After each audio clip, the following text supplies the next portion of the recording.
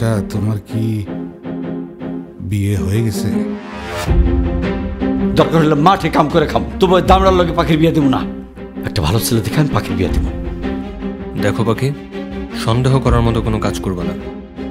একবার যেখানে সন্দেহ তৈরি হয় সেখানে আর সুখ থাকে না।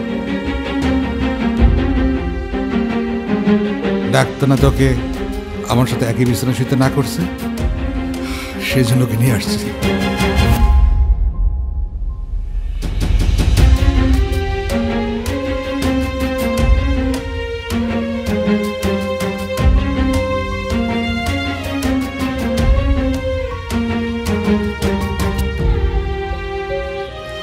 সব পুরুষ আসলে বাবার মতো মহৎ হয় না।